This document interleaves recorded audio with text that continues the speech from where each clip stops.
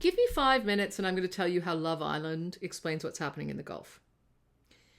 Once upon a time, the US and the Gulf states were coupled up. They were closed off. They had a really nice partnership in place, oil for security.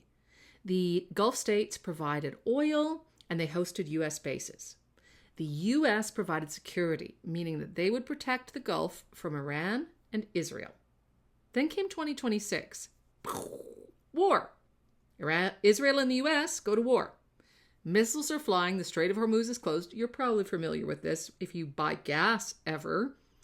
And suddenly something happens. At about the 5th time we've heard there's a ceasefire, the Gulf looks across the table and thinks, ugh, they got the ick, which is a phrase we get from Love Island, where islanders living in a tropical villa wear swimwear and fall in love and occasionally fall out of love, which is what the ick is. It's this full body sensation, which is often cumulative. You know, you don't like this, you don't like that. The way they chew, the type of, board shorts they wear, how they go to war in your neighborhood, and that's it. You're turned off. You start wanting to explore your other options. And that's what's happened with the Gulf. If you think it is going to be a big dramatic blow up, they're going to, throw a drink, they're going to storm out, that is not how the Gulf does things. It's more of a sit back quietly and explore your options. Start pulling people for chats like the Chinese, South Koreans, buying your defense elsewhere. And then, when you have your plan in place, when you are no longer dependent on that one partner, then you recouple by the fire pit. I feel like I'm trying to bring together two very different constituencies with this one, but it's really important because this reordering is not something that the Gulf hasn't been thinking about, but they tend to like stability. They like certainty. So they're not going to shake everything up for nothing. However, when they look for certainty and stability right now, they're not seeing that in the United States, who have allowed Israel to act fairly unconstrained, and in a US that has not managed to lock down the Iranians, open up the Strait of Hormuz, or basically deliver on their promises. So that's when we get to the Casa Amor part of this. If you watch the show, you know Casa Amor is where you're sent off with bombshells to be tested, to find temptation. In this case, Casa Amor is sitting there waiting for the Gulf. It is another alternative, and its name is China. China doesn't have to involve itself in this war. It doesn't have to prosecute it. It doesn't have to make peace. Doesn't have to fix anyone's economy. It just has to sit and wait, which is basically what they've done. And they still look like the one who's good on paper. And everyone's talking to them. And then when this implicit threat comes, where the UAE says to the Treasury Secretary in the States, if we don't get the money we need, if there's too much of a kind of financial pressure on us, we might start pricing oil in yuan. The global economy is built on the petrodollar. So changing that to the petro yuan, not yuan like Spanish yuan, is a big deal. Saudis have also talked about it, but it's always been a back burner thing, and it is definitely a sign of the ick. The ick is also the Emiratis and the Saudis finally breaking up in OPEC. Once one couple breaks up on the island, everybody else is recoupling too. They've always had family spats, but now it's like, okay, you know what? We're going to try and do this a little differently. And so they are. And that creates a challenge for anyone doing business there, because you're not doing business with just one block. Even if they had internal spats, you're now doing business bilaterally.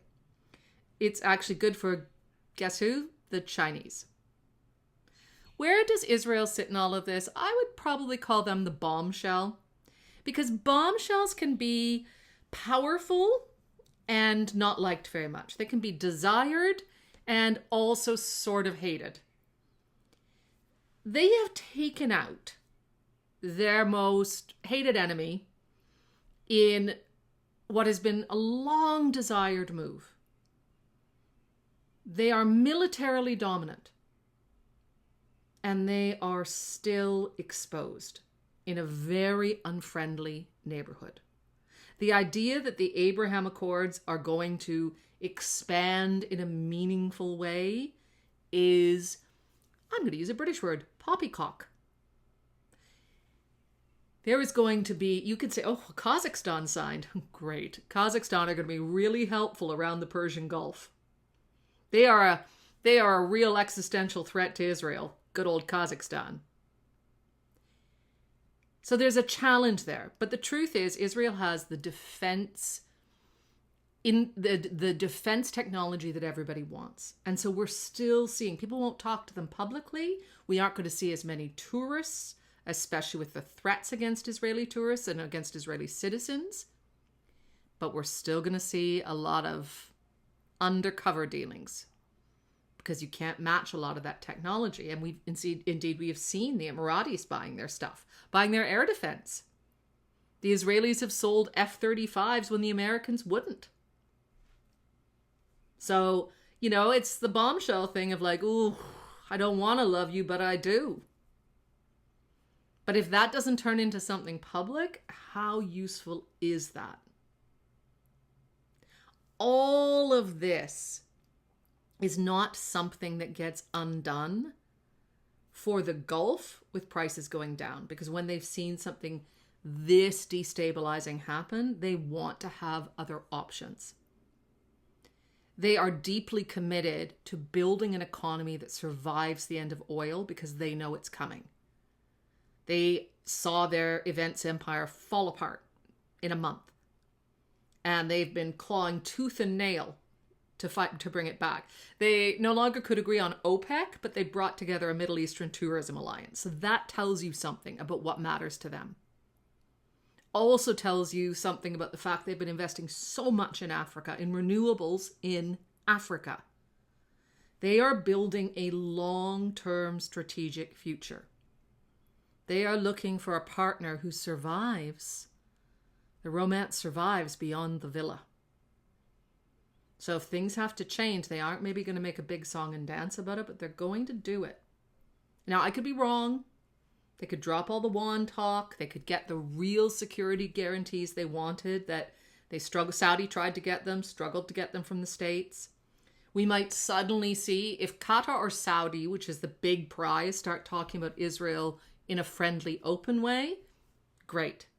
That is a big change. But I suspect we won't see that. So what we need to be thinking about is, where are we treating the Gulf as if it was the old Gulf?